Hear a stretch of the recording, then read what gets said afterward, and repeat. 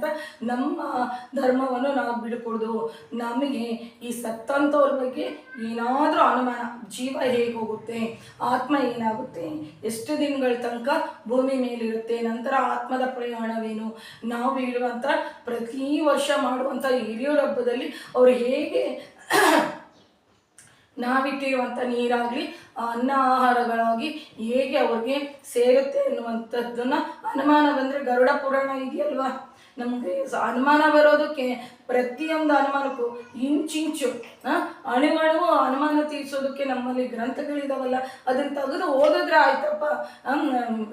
ಯಾವುದು ಗರುಡ ಪುರಾಣದಲ್ಲಿ ಅದೆಷ್ಟು ಡೀಟೇಲ್ ಆಗಿ ಕೊಟ್ಟಿದ್ದಾರೆ.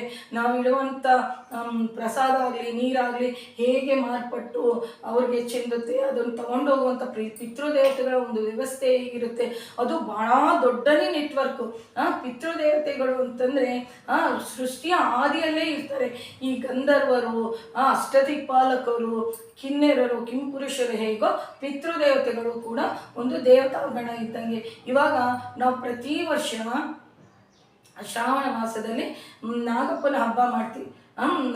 ಏನು ನಾಗಪಂಚಮಿ ದಿನ ಏನು ನಾಗದೇವತಾ ಆರಾಧನೆ ಮಾಡ್ತೀವಿ. ಅದರಲ್ಲಿ ನಾವು ಒಂದು ಹಾವನ್ನು ಇಟ್ಕೊಂಡ್ಬಂದು ಅದು ಕಾಲನ್ನು ಕುಡಿಸ್ತೀವ, ಇಲ್ಲ ಅಂತಂದರೆ ಆ ಹಾವಿನ ಶಕ್ತಿಯನ್ನು ಪ್ರತಿಷ್ಠಾಪನೆ ಮಾಡಿರುವಂಥ ಹಾವಿನ ಕಲ್ಲು, ಅರಳಿಕಟ್ಟೆಯಲ್ಲಿರುವಂಥ ಹಾವಿನ ಕಲ್ಲಿಗೆ ಹಾಲನ್ನು ಎರಚ್ತೀವ, ತಣಿಯನ್ನು ಬಿಡ್ತೀವ ಅಂತಂದರೆ ನಮ್ಮ ಪೂರ್ವಜರಿಗೆ ನಾವು ಕೊಟ್ಟಿರುವಂಥ ಆಹಾರವನ್ನು ಸ್ವೀಕಾರ ಮಾಡಿಬಿಟ್ಟು ಅವ್ರಿಗೆ ತಲುಪಿಸುವಂಥ ಮೀಡಿಯೇಟರ್ಸು ಯಾರು ಅಂತಂದರೆ ಪಿತೃದೇವತೆಗಳು. ಹೇಗಾದರೆ ಹೋಮದಲ್ಲಿ ಸ್ವಾಹ ಮತ್ತು ಸ್ವದ ಅಂತಂದು ಇದು ಮಾಡಿದ್ರೆ ಅಗ್ನಿದೇವ ತಗೊಂಡೋಗಿ ಆಯಾ ದೇವತೆಗಳಿಗೆ ಆ ಆವಿರ್ಭಾಗವನ್ನು ಕೊಡ್ತಾರೋ, ಹಾಗೆ ನಮ್ಮ ಪಿತೃದೇವತೆಗಳಿಗೆ ನಮ್ಮ ವಂಶದ ಹೆಸರು, ಗೋತ್ರದ ಹೆಸರನ್ನು ಇಟ್ಬಿಟ್ಟು ಅದು ಭೋಕ್ತರ